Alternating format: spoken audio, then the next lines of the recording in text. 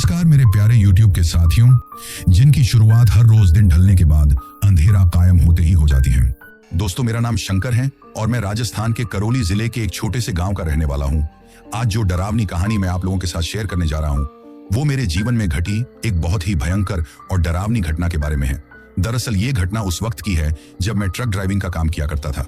आज मुझे truck driving का काम छोड़े हुए लगभग 2 से 3 साल का वक्त हो गया है, क्योंकि पिछले लगभग 3-4 साल से मेरी कमर में काफी ज्यादा दर्द रहने लगा है।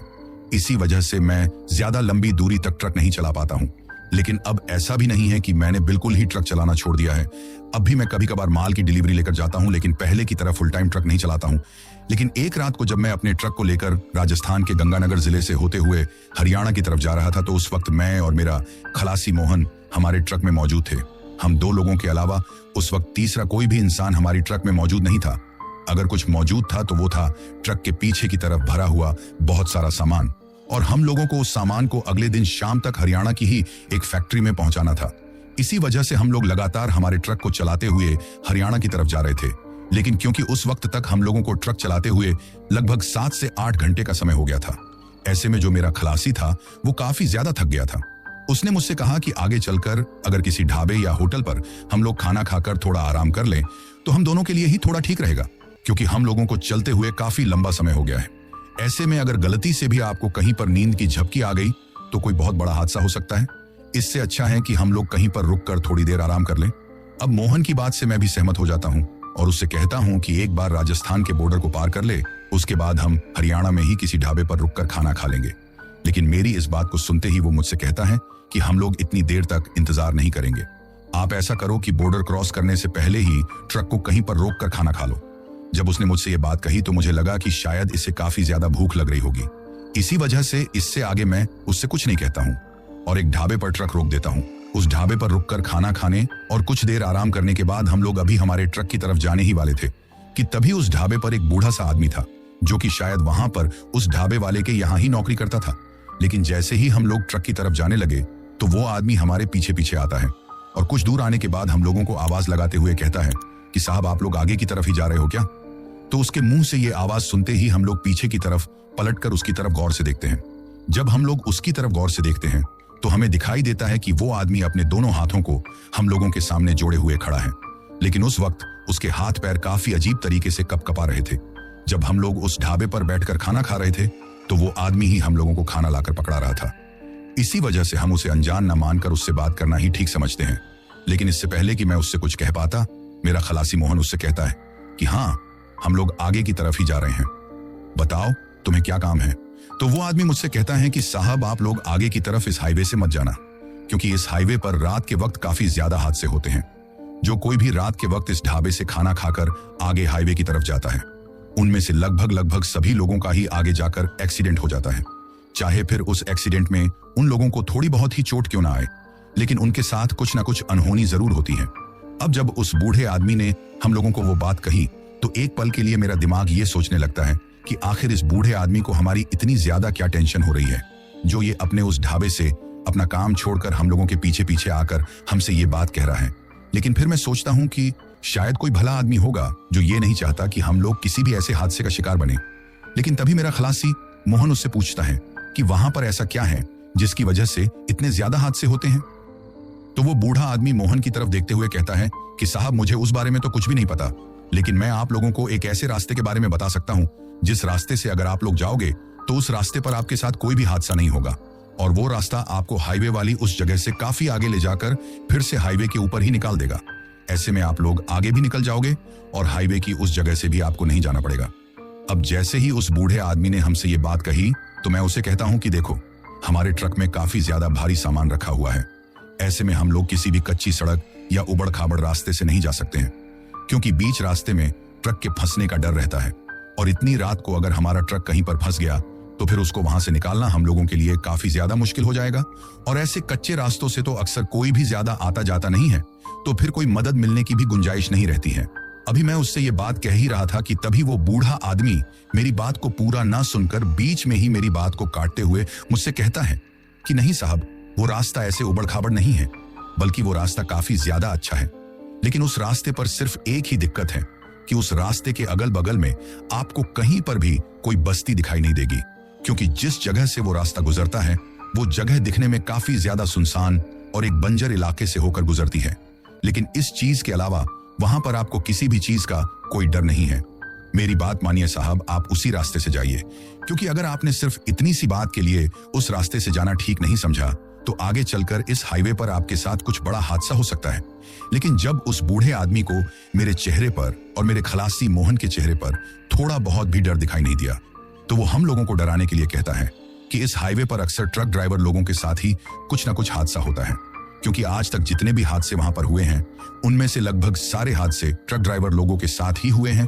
कुछ एक दो हादसे ही बाकी के लोगों के साथ होते हैं, लेकिन जो कोई भी ट्रक वाला इधर से गुजरता है उसके साथ सच में कुछ ना कुछ ऐसा होता है जिसके होने के बाद वो कभी भी इस हाईवे से फिर से गुजरने की गलती भूल कर भी नहीं करता है। अब उस बूढ़े आदमी के ये बात कहने के बाद मेरा जो खलासी मोहन था वो उससे कहता है कि ठीक है, हम लोग देख लेंगे, जो होगा हमारे साथ होगा, तुम्हें इतनी ज्यादा चिंता करने की जरूरत नहीं है, तुम चुपचाप जाकर अपने ढाबे पर अपना काम करो। लेकिन तभी मैं मोहन की तरफ हाथ से इशारा करके उसे चुप रहने को कहता हूँ, और उस वक्त पता नहीं मेरा मन क्यों उस बूढ़े आदमी की बातों में आ जाता है। मैं उससे कह देता हूं कि ठीक है, तुम हमें उस रास्ते के बारे में बताओ, हम उसी रास्ते से आगे जाएंगे। तो वो बूढ़ा आदमी हमें बताता है कि आप लोग इस ढाबे से आगे की तरफ जाने के बजाय थोड़ा पीछे जाइए।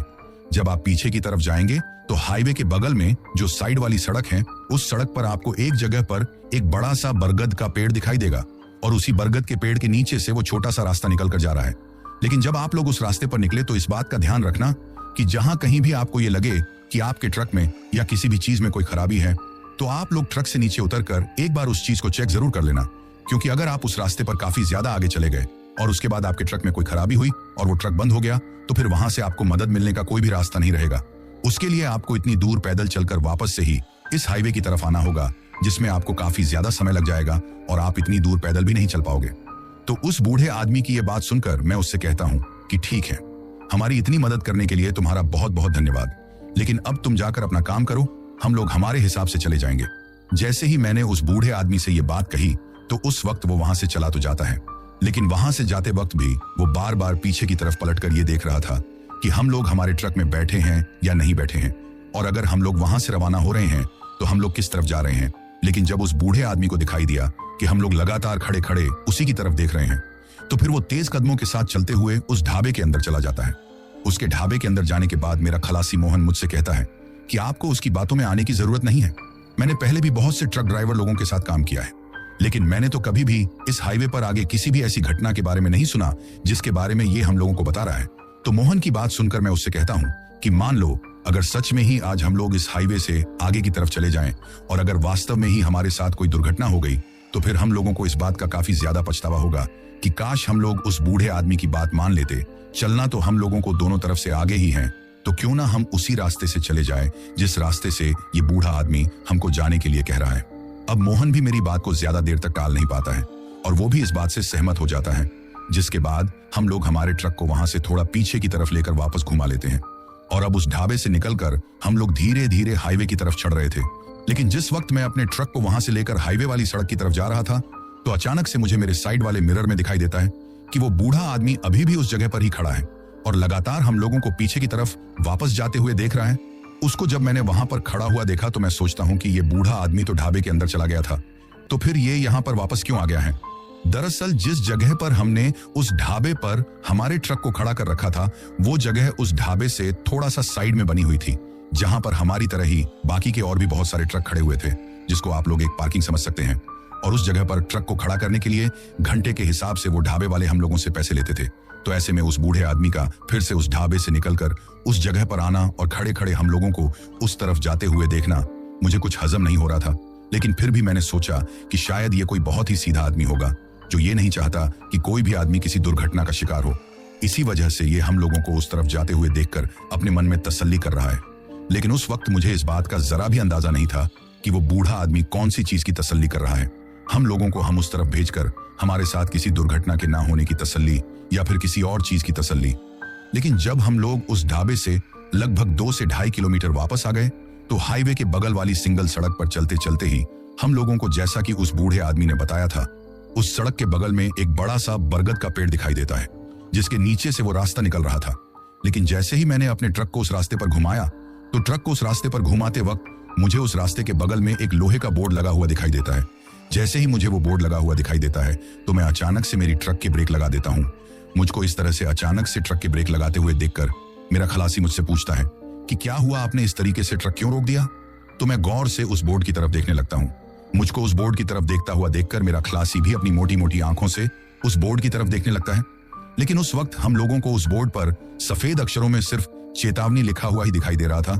इससे आगे उस बोर्ड पर जो कुछ भी लिखा हुआ था उसको किसी ने बहुत ही नुकीले पत्थर से बार बार खरोच कर मिटा दिया था, जिसकी वजह से उस बोर्ड पर उस रास्ते से गुजरने वाले लोगों के लिए क्या चेतावनी लिखी हुई थी वो हम लोगों को पता नहीं चल रही थी। लेकिन तभी मेरा खलासी मोहन मुझसे कहता है कि हो सकता है शायद ये चेतावनी बोर्ड यहाँ पर इस वजह से लगाया गया हो कि ये रास्ता आगे की तरफ जाकर काफी ज्यादा लंबा है और वहां पर ना ही तो कोई इंसानी बस्ती है और ना ही मदद मिलने का कोई दूसरा रास्ता है, तो जो कोई भी इस रास्ते पर जाए वो अपनी रिस्क पर ही जाए। जैसे ही मोहन मुझसे ये बात कहता है तो मुझे भी उसकी बात ठीक लगती है। लेकिन तभी मैं मोहन से कहता हूँ कि एक बार तुम नीचे उतरकर ये देख लो कि कहीं हमारे ट्रक में कोई खराबी तो नहीं है, कहीं किसी टायर में कोई कंकर पत्थर तो नहीं लगा हुआ है, क्योंकि उस बूढ़े आदमी ने कहा था कि कोई भी खराबी हो तो उस रास्ते पर जाने से पहले ही देख लेना। अब जैसे ही मैं मोहन से ये बात कहता हूं तो मोहन ट्रक से नीचे उतरता है और ट्रक के टायरों को देखते देखते ट्रक के पीछे की तरफ चला जाता है। अब मुझे ट्रक को लेकर वहां पर खड़े हुए लगभग 10 मिनट का समय हो गया था, लेकिन मोहन पीछे से वापस ही नहीं आ रहा था। जब वो काफी देर तक वापस नहीं आया तो मैं ट्रक में बैठा बैठा ही अपनी गर्दन को बाहर निकालकर उसे आवाज लगाता हूं कि पीछे ही घूमते रहोगे या आगे चलने का भी विचार है। अब जैसे ही मैं उससे ये बात कहता हूं तो मुझे दिखाई देता है कि मोहन ट्रक के पीछे की तरफ से नहीं बल्कि ट्रैक के सामने की तरफ से उसी सुनसान रास्ते से चलता हुआ मेरी ओर आ रहा है। जैसे ही मैं ये चीज देखता हूं तो मैं काफी ज्यादा सोच में पड़ जाता हूं, क्योंकि मैंने तो मोहन को ट्रक के पीछे की तरफ जाते हुए देखा था और अब वो मुझे ट्रक की हेडलाइट की रोशनी में ट्रक से लगभग 500 मीटर दूर से ही चलकर आता हुआ दिखाई दे रहा था। जब वो दूर से आ रहा था तो उस वक्त तो मुझे वो साफ तरीके से नजर नहीं आता है। मुझे लगा कि शायद कोई दूसरा इंसान उस तरफ से आ रहा है, लेकिन जैसे जैसे वो मेरे ट्रक के करीब आता गया तो एक जगह पर आकर मेरी नजरों में उसकी छवि साफ हो जाती है और उसके बाद मुझे समझ में आ जाता है कि ये तो मोहन ही है। लेकिन तभी अचानक से वो आकर मुझे कुछ बिना बोले ही मेरे ट्रक का फाटक खोलकर मेरे ट्रक के अंदर बैठ जाता है और मुझसे कहता है कि चलो आगे। तभी मैं उसे थोड़ा गुस्से में होते हुए पूछता हूँ कि तुम तो पीछे की तरफ गए थे, तो अब आगे की तरफ से कहां से आ रहे हो? तो वो मुझसे कहता है कि मैं ट्रक को देखने के लिए पीछे की तरफ ही गया था, लेकिन शायद उस वक्त आपका ध्यान कहीं और चला हो गया होगा और मैं इसी रास्ते से होते हुए थोड़ा आगे की तरफ जाकर ये देखकर आया हूँ कि ये रास्ता आगे थोड़ा ठीक है या फिर यहीं पर ऐसा सही बना हुआ है। उसके ऐसा कहने पर मैं उससे पूछता हूँ कि तो क्या देख कर आए, रास्ता ठीक है या फिर उबड़ खाबड़ है? मेरी ये बात सुनकर वो मुझसे कहता है कि रास्ता तो वैसे ठीक बना हुआ है, लेकिन मुझे ये लगता है कि हम लोगों का इस रास्ते पर जाना ठीक नहीं है, हमको वापस किसी और रास्ते से ही चलना चाहिए। अब मोहन की ये बात सुनकर मैं उससे कहता हूँ कि यार तुम पागल थोड़ी हो गए हो, हम लोग उस ढाबे से वापस इतनी दूर आ गए हैं और अब तुम कह रहे हो कि हम इस रास्ते से ना चले। अगर तुमको इस रास्ते से चलना ही नहीं था तो तुम मुझे उस वक्त भी साफ साफ मना कर सकते थे, लेकिन अब तो हम लोग आ गए हैं तो आज हम इसी रास्ते से चलेंगे। हो सकता है ये रास्ता हम लोगों के लिए हमेशा के लिए एक नया शॉर्टकट हो जाए और आगे भी जब कभी हम इस रास्ते पर आए तो इसी तरफ से चल लेंगे। मेरे मुंह से ये बात सुनकर मोहन कहता है कि चलो ये भी ठीक है। उसके ऐसा कहते ही मैं ट्रक के अंदर गियर डालता हूँ और ट्रक को काफी ठीक ठाक रफ्तार में उस रास्ते पर चला लेता हूँ। अब मुझे उस रास्ते पर आगे चलते हुए लगभग 15 से 20 मिनट का समय हो गया था। वो रास्ता उबड़ खाबड़ तो नहीं था, लेकिन चारों तरफ से दिखने में काफी ज्यादा सुनसान था, यानी कि उस रास्ते के दोनों तरफ काफी लंबे लंबे और चौड़े चौड़े मैदान पड़े हुए थे, जो कि रात के उस घने अंधेरे में मुझे किसी न किसी अनजाने डर का एहसास करवा रहे थे। उस वक्त मुझे ट्रक चलाते हुए लगभग 12 से 13 साल का समय हो गया था, लेकिन कभी भी इससे पहले रात में ट्रक चलाते वक्त मुझे इस तरह के डर का एहसास नहीं हुआ था जिस तरह से आज मैं डर रहा था। लेकिन फिर जब कभी भी मैं मोहन की तरफ देखता तो मुझे हर वक्त उसके चेहरे पर एक अजीब सी मुस्कुराहट दिखाई देती थी, जिसको देखकर मेरा डर भी थोड़ा कम हो जाता था। अब ऐसे चलते चलते ही हम लोग उस रास्ते पर लगभग 20 से 30 किलोमीटर आगे आ गए थे, लेकिन उस जगह तक आते आते वो रास्ता हाईवे की तरह उतना अच्छा नहीं बना हुआ था, जिसकी वजह से हम लोगों को बीच बीच में अपनी रफ्तार को कम ज्यादा करते हुए ही चलना पड़ रहा था। अभी मैं उस रास्ते पर चल ही रहा था कि अचानक से ही मुझे दिखाई देता है कि वो रास्ता एक गांव के बीच से गुजर रहा है। जैसे ही मैं उस गांव को देखता हूं तो मैं मेरे मन में सोचता हूं कि उस बूढ़े आदमी ने तो मुझसे कहा था कि इस रास्ते पर ना ही तो कोई इंसानी बस्ती है और ना ही कोई गांव या फिर कुछ भी मदद मिलने का रास्ता है, तो फिर ये गांव इस रास्ते पर कैसे आ गया? जैसे ही मैं ये चीज देखता हूं तो काफी हैरान रह जाता हूं लेकिन फिर मैं सोचता हूँ कि शायद गांव से पहले ही ये रास्ता किसी दूसरी तरफ से निकल जाएगा। लेकिन मेरी ये सोच आगे जाकर गलत साबित हो जाती है, क्योंकि वो रास्ता गांव के बिल्कुल बीचों बीच से होकर ही गुजर रहा था। लेकिन जैसे जैसे वो गांव करीब आता जा रहा था, वैसे वैसे ही वो रास्ता थोड़ा थोड़ा उबड़ खाबड़ और काफी ज्यादा खराब आता जा रहा था, जिसके चलते मुझे अपने ट्रक को बहुत ही धीमी रफ्तार में चलाना पड़ रहा था। लेकिन जब मैं उस गांव के बिल्कुल बीचों बीच से होकर गुजर रहा था, तो मुझे दिखाई देता है कि वो गांव शायद आज से काफी टाइम पहले वहां पर मौजूद था। कहने का मतलब, मुझे उस गांव को देखकर ऐसा लग रहा था कि जैसे उस गांव में आज कोई भी नहीं रहता है, क्योंकि उस गांव में बने हुए घर जब मुझे दिखाई दे रहे थे, तो उनको देखकर ऐसा लग रहा था जैसे वो आज पूरी तरीके से खंडहर और वीरान पड़े हुए हैं और उनमें कोई भी इंसान नहीं रहता है।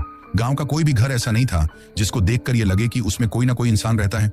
इस चीज को देखकर मैं सोचता हूँ कि शायद बहुत टाइम पहले यहाँ पर लोग रहते होंगे, लेकिन किसी न किसी चीज की कमी के चलते वो इस गांव को हमेशा हमेशा के लिए छोड़कर यहाँ से चले गए होंगे।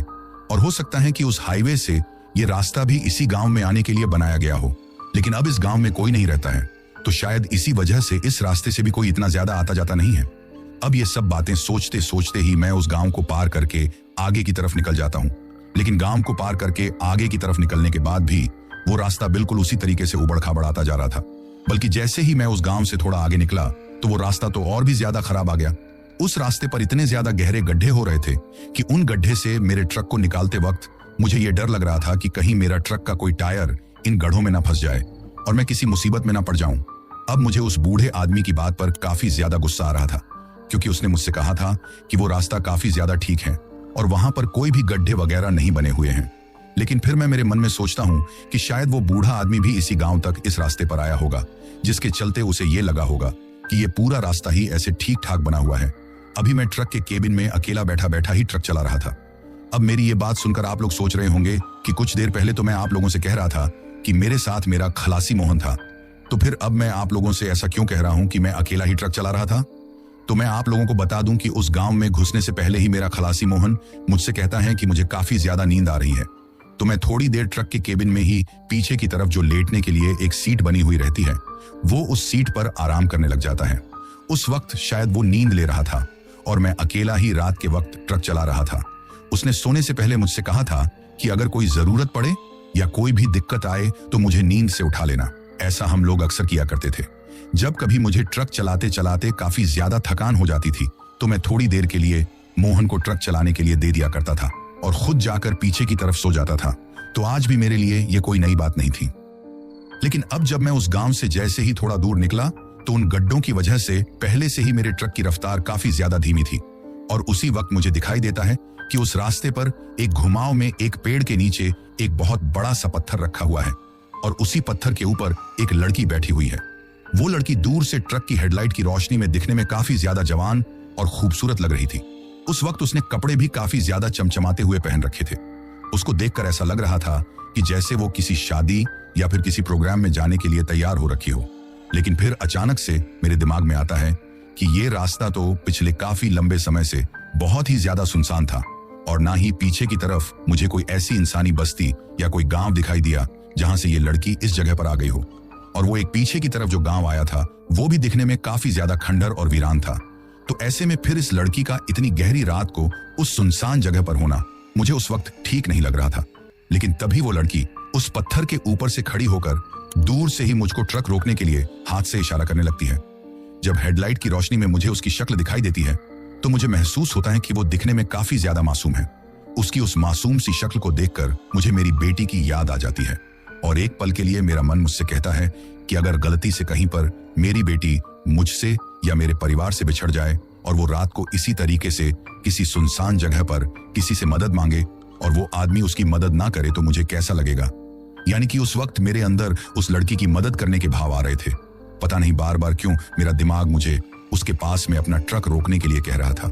उस वक्त मुझे ऐसा लग रहा था कि जैसे मेरी सोच के ऊपर कुछ अलग सी ताकत हावी हो रही हो। लेकिन आगे चलकर मैं जैसा सोचता हूं वैसा ही कर देता हूं। यानी कि जब मैं उस लड़की के बिल्कुल करीब पहुंचता हूं, तो अपने ट्रक को उसके पास रोककर उससे पूछता हूं कि अरे लड़की, इतनी रात को यहाँ पर अकेली क्या कर रही है और तुम्हारा घर कहाँ है। तो मेरे मुंह से ये बात सुनते ही वो लड़की मुझसे कहती है कि देखो ना बाबा, मैं कब से यहाँ पर अकेले ही बैठी हुई हूँ। रात के वक्त इस सुनसान जगह पर मुझे काफी ज्यादा डर भी लग रहा है, लेकिन मुझे अपनी मदद के लिए कोई भी नहीं मिल रहा। वो तो अच्छा हुआ जो आप आ गए, लेकिन अब उससे भी अच्छा होगा कि अगर आप मेरी थोड़ी सी मदद कर दें। अब उस लड़की की कुछ भी मदद करने से पहले मैं उससे पूछता हूँ कि तुम इतनी रात को अकेली यहाँ पर क्या कर रही हो और तुम यहाँ पर आई कैसे? तो वो मुझसे कहती हैं कि हम लोग किसी शादी में जा रहे थे और रास्ते में इस जगह पर दिन ढलने से पहले ड्राइवर ने हमारी बस को रोका था।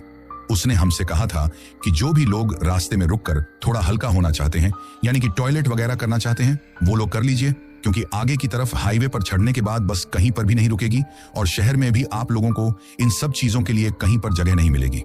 उस वक्त मैं भी मेरी उस बस से नीचे उतर गई थी, लेकिन जब तक मैं टॉयलेट करके वापस सड़क पर आई तो वो मेरी बस मुझे मेरे से काफी ज्यादा दूर जाती हुई दिखाई दे रही थी।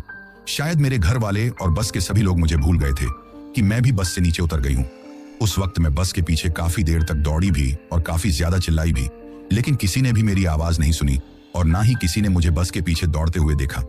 अब आज शाम से मैं इसी जगह पर अकेली बैठी बैठी किसी के आने का इंतजार कर रही थी। अगर अब आप भी मेरी मदद नहीं करेंगे तो शायद मैं कभी भी अपने घर वालों से नहीं मिल पाऊंगी और हो सकता है इस सुनसान जगह पर मुझे कोई जंगली जानवर खा जाए।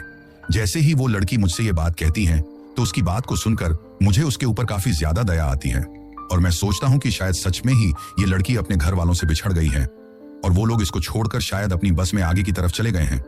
लेकिन इस वक्त तक तो वो लोग भी ये बात जान चुके होंगे कि उनकी बेटी उनसे बिछड़ चुकी है। शायद वो लोग भी अब इसको ढूंढ ढूंढ कर परेशान हो रहे होंगे। तभी मैं उस लड़की से कहता हूँ कि तुम्हारे पास कोई फोन नहीं है, तुम अपने फोन से अपने घर वालों के पास फोन कर लो। तो वो लड़की मुझसे कहती है कि मेरे पास कोई भी फोन नहीं है, क्योंकि मेरा जो फोन था वो बस में ही मैंने मेरी सहेली को दे दिया था और उससे कहा था कि मैं थोड़ी देर में आ रही हूँ, जिसकी वजह से मेरा फोन भी बस में ही छूट गया था। तभी मैं मेरे स्टीयरिंग के पास में रखे हुए मेरे मोबाइल को उठाता हूँ और उसे कहता हूँ कि ठीक है, तुम अपने घर वालों के नंबर बताओ, मैं मेरे फोन से उनको फोन कर देता हूँ। लेकिन जैसे ही मैंने उस लड़की से ये बात कही तो वो मेरे ऊपर काफी ज्यादा गुस्सा करते हुए मुझसे कहती हैं कि आप वहीं पर बैठे बैठे मुझसे बातें करते रहोगे या मेरी कुछ मदद भी करोगे, आपको दिख नहीं रहा मैं अकेली इस सुनसान जगह पर खड़ी हुई हूँ और आप मेरी मदद करने के बजाय वहां ट्रक के अंदर बैठे बैठे ही मुझसे अजीब अजीब तरह के सवाल करते जा रहे हो। इससे आगे वो मुझसे कहती हैं कि मान लो अगर मैंने आपको अभी मोबाइल नंबर बता भी दिए तो क्या मेरे घर वालों के आने तक आप इसी जगह पर मेरे साथ रुकोगे या फिर मुझे वापस जिस तरफ से आप आए हो उस तरफ ले जाकर छोड़ोगे? उसकी ये बात सुनकर मैं उससे कहता हूँ कि ना ही तो मैं तुम्हारे साथ यहाँ पर ज्यादा देर तक रुक सकता हूँ और ना ही तुम्हें वापस पीछे की तरफ जाकर कहीं पर छोड़ सकता हूँ।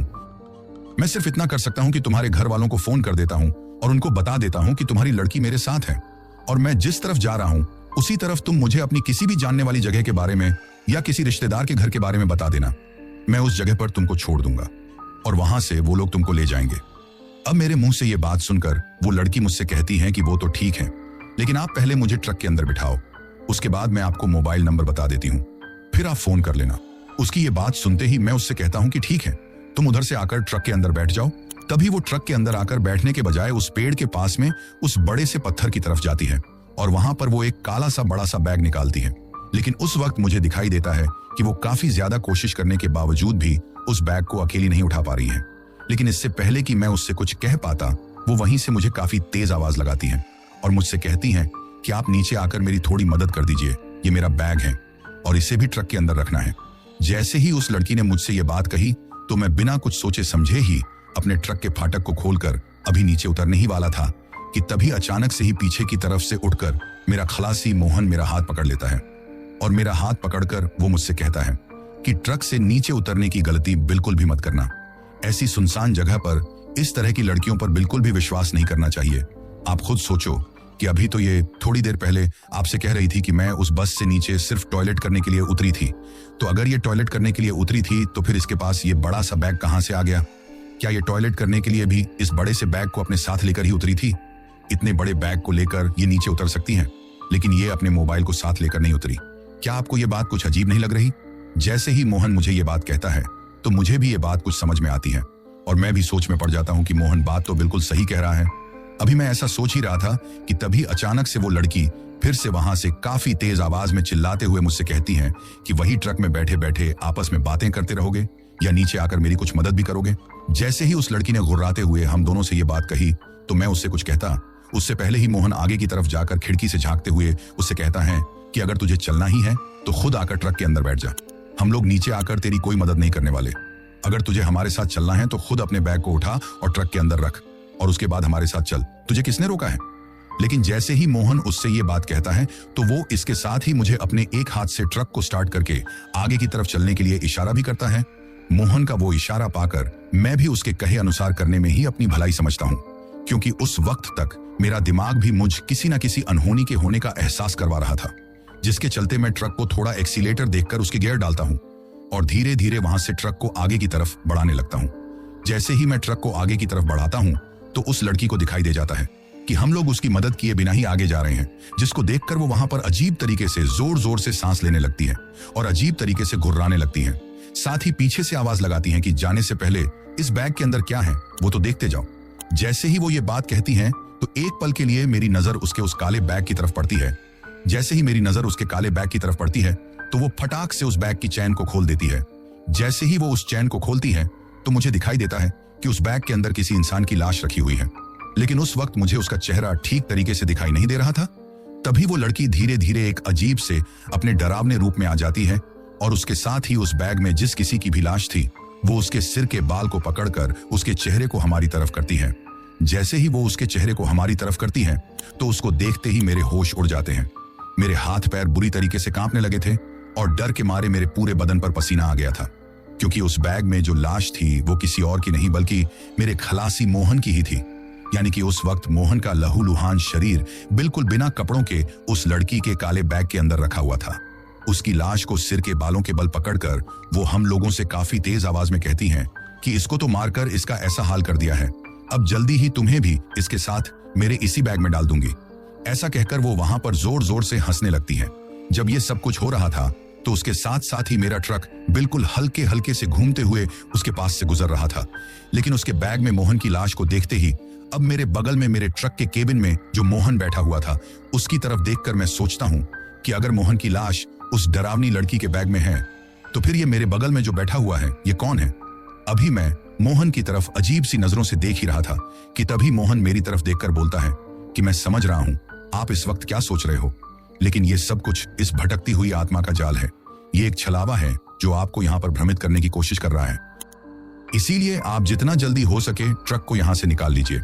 मोहन की ये बात सुनकर मैं सोचता हूँ कि शायद मोहन सही कह रहा है, क्योंकि मोहन तो पिछले काफी लंबे समय से मेरे साथ ही था, तो ऐसे में उसकी लाश का उस लड़की के बैग के अंदर जाना बिल्कुल भी संभव नहीं था। लेकिन शायद इस वक्त तक भी मैं किसी न किसी एक ऐसी सच्चाई से अनजान था जो कि वास्तव में ही हो चुकी थी। अब जैसे ही मैं उस जगह से काफी तेज रफ्तार में अपने ट्रक को निकालने लगता हूं तो मेरे ट्रक के साथ साथ ही वो लड़की जिसका चेहरा अब बहुत ज्यादा डरावने रूप में बदल चुका था वो उस काले बैग को अपनी पीठ पर उठाकर हमारे ट्रक की उस रफ्तार के साथ साथ ही हवा में उड़ते हुए हमारे बगल से गुजर रही थी और मेरी तरफ देखकर जोर जोर से हंस रही थी। इसके बाद वो मुझसे कहती हैं कि किस्मत वाला है तू जो आज बच गया, बस कुछ पल की ही देरी थी।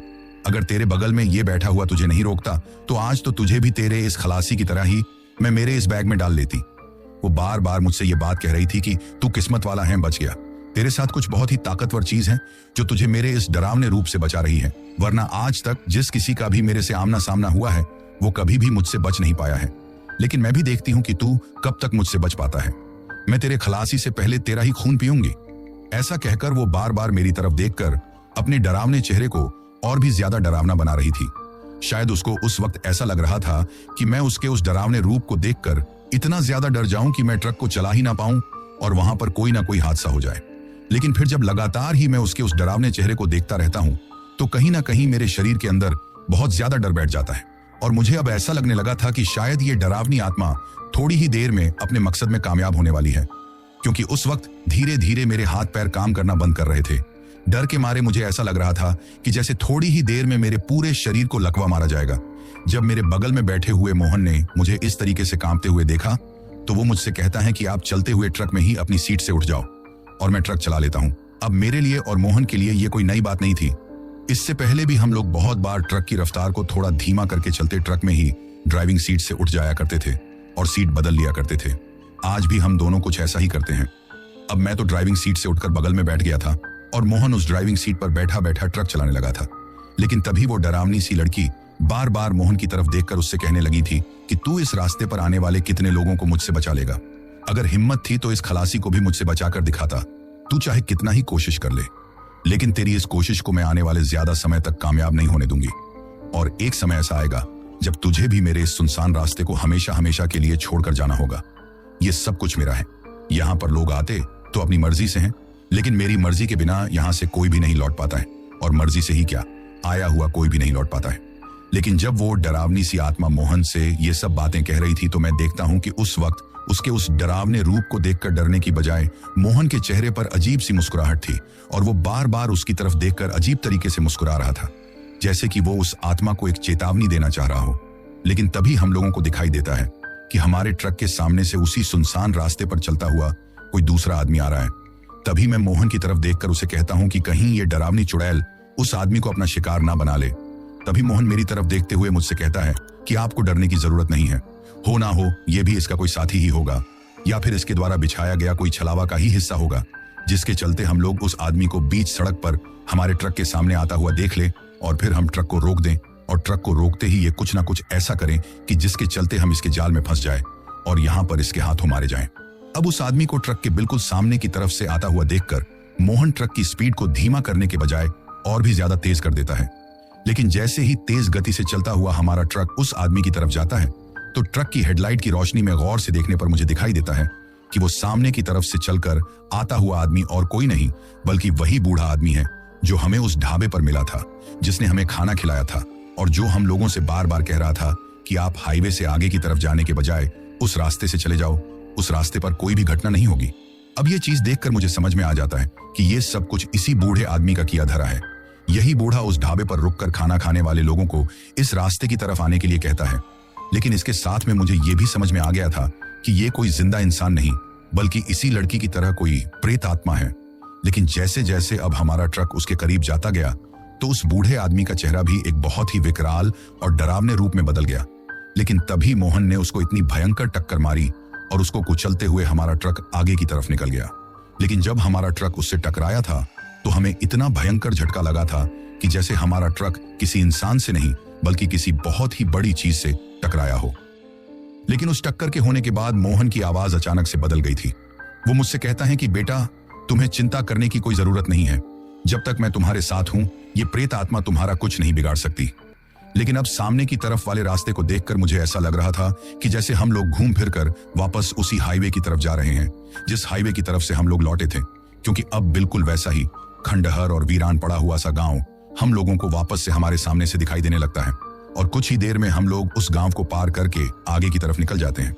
अब रात के अंधेरे में मुझे दूर से हाईवे के ऊपर से गुजर रही गाड़ियों की हेडलाइट की रोशनी दिखाई देने लगती है। जैसे ही मैं ये चीज देखता हूं तो मुझे ऐसा लगता है कि जैसे हम लोग किसी तरीके से घूम फिरकर वापस उसी हाईवे की तरफ जा रहे हैं। लेकिन उस वक्त जैसे ही मोहन मुझसे वो बात कहता है तो मुझे उसकी वो बदली हुई आवाज सुनाई देती है, और अब मुझे उसके अंदर से एक अजीब सी सुगंध भी आने लगी थी। जैसे ही मैं ये चीज देखता हूं तो मैं और भी ज्यादा घबरा जाता हूं। मुझे लगा कि कहीं मैं उस लड़की के बजाय किसी और डरावनी चीज का शिकार ना हो जाऊं। लेकिन तभी अचानक से ही मुझे एक बहुत भयंकर झटका लगता है और मैं शायद वहीं पर बेहोश होकर गिर जाता हूं। लेकिन जब मैं बेहोशी की हालत में था तो मुझे ऐसा सपना आता है कि मेरा वो ट्रक अभी भी उस ढाबे की पार्किंग में ही खड़ा है और मैं और मोहन उस ट्रक के अंदर ही बैठे हुए हैं। तभी मोहन मुझसे कहता है कि मैं तुमसे बहुत ज्यादा माफी मांगता हूं, क्योंकि आज मैं तुम्हारे खलासी को उस प्रेत आत्मा के चंगुल से नहीं बचा पाया और वो उसका शिकार हो गया। लेकिन मैं तुमको ये कहना चाहता हूं कि तुम भूल कर भी फिर से इस रास्ते पर मत आना, क्योंकि वो सुनसान रास्ता उस प्रेत आत्मा का गढ़ बना हुआ है। जो कोई भी उस रास्ते से जाता है वो ना ही तो उस रास्ते के दूसरी तरफ निकल पाता है और ना ही वापस जिंदा लौट पाता है। वो हमेशा हमेशा के लिए ही उस सुनसान रास्ते के बीच में दफन हो जाता है। और इन सब के पीछे उस डरावनी लड़की और उसके उस बूढ़े बाप का हाथ है, जो कि आज से कई साल पहले मर चुके हैं। आज उनकी वो आत्मा उस रास्ते पर भटक रही है, जो कि अब इंसानी खून की प्यासी हो चुकी है। उस वक्त भी वो लड़की की आत्मा तुम्हारे ऊपर हमला इस वजह से नहीं कर पाई क्योंकि तुम उस वक्त ट्रक के अंदर बैठे हुए थे और तुम्हारे ट्रक के अंदर माता रानी की मूर्ति लगी हुई थी, जिसके चलते वो तुम्हारे ट्रक के अंदर आकर तुम्हारे ऊपर हमला नहीं कर पा रही थी। इसी वजह से वो बार बार तुम्हें ट्रक से नीचे उतरने के लिए कह रही थी। इसके बाद मोहन मुझे उस डरावनी लड़की और उस बूढ़े प्रेत के इतिहास के बारे में बताता है। मोहन मुझसे कहता है कि आज से कई साल पहले ये लड़की वास्तव में ही अपने परिवार वालों से इस तरीके से बिछड़ गई थी, जिस तरीके से उसने तुम्हें उस वक्त अपने जाल में फंसाने के लिए बताया था। लेकिन फिर रात को जब वहां से तुम्हारी तरह ही कोई शराबी ट्रक ड्राइवर गुजर रहा था तो उसने उस लड़की को मदद के नाम पर अपने ट्रक में बिठा लिया और फिर उसके साथ गलत काम करके उसको अपने खलासी के साथ मिलकर वहीं पर मार दिया। तभी से उस लड़की की आत्मा उस जगह पर अपना बदला लेने के लिए भटक रही है। लेकिन जब वो बूढ़ा आदमी अपनी लड़की को ढूंढते ढूंढते अपने परिवार के साथ वहां पर आया तो उसको उस गांव के बगल में जो सुनसान कटीली झाड़ियों से भरा हुआ जंगल था, उस जंगल में अपनी लड़की की लाश मिली थी। लेकिन जब वो अपनी लड़की की लाश देखता है तो उसका वो हाल देखकर उसकी आत्मा तिलमिला उठाती है और वो भी दौड़कर वहीं पर उस सुनसान खाली पड़े मैदान में, जो कई सालों पहले सूख चुका खाली कुआं पड़ा था, उस कुएं में कूदकर अपनी जान दे देता है। और उसके बाद से ही उस लड़की और उस बूढ़े आदमी की आत्मा अपनी लड़की के साथ हुई उस घिनौनी हरकत का बदला लेने के लिए उस रास्ते पर भटकने लगे थे। जब से वो हादसा हुआ था तभी से पास में जो तुमको खाली और वीरान पड़ा हुआ गांव दिखाई दिया था, उस गांव में अजीब अजीब तरह की घटनाएं होने लगी थी। आज से कुछ साल पहले ये गांव पूरी तरीके से आबाद हुआ करता था। यहाँ पर इंसानी बस्ती रहा करती थी और सभी लोग अपने घरों में काफी ज्यादा हंसी खुशी रहा करते थे। लेकिन धीरे धीरे लोगों को जब ये बात समझ में आई कि आज भी उस लड़की और उस बूढ़े आदमी की आत्मा गांव के अगल बगल में भटक रही है और गांव के लोगों के साथ कभी भी कुछ भी अनहोनी हो रही है। हर किसी के बच्चे अपने आप ही गायब हो रहे हैं और गायब होने के बाद उन बच्चों के शरीर की हड्डियां और उनका कटा फटा शरीर उसी सुनसान कुएं के पास में मिल रहा है, जिस सुनसान कुएं में उस बूढ़े आदमी ने कूदकर खुद की जान ली थी। तो ये चीज देखने के बाद उन्हें समझ में आ जाता है कि ये सब उस बूढ़े आदमी और उस लड़की की आत्मा का ही किया धरा है और अब वो इंसानों की खून की प्यासी हो गई है। अगर ऐसा ही चलता रहा तो वो जल्द ही इस पूरे गांव के लोगों को मारकर खा जाएगी। इसी डर से उस गांव के लोगों ने हमेशा हमेशा के लिए ही एक दिन सुबह के वक्त एक साथ ही इस गांव को छोड़ दिया था, क्योंकि अगर वो रात के वक्त इस गांव को छोड़कर यहां से निकलते तो रास्ते में भी उनके साथ कोई डरावनी घटना हो सकती थी। लेकिन उन्होंने सुबह के वक्त ब्रह्म मुहूर्त में इस गांव को छोड़ा था, बिल्कुल उसी तरीके से जिस तरीके से कुलधरा के लोगों ने अपने गांव की लड़की की इज्जत बचाने के लिए हमेशा हमेशा के लिए उस गांव को छोड़ दिया था। कुलधरा की तरह ही इस गांव के लोगों ने भी अपने गांव के लोगों की जान बचाने के लिए एक साथ इस गांव को छोड़ दिया। और वो लोग कहां गए इस चीज के बारे में आज तक किसी को भी नहीं पता है।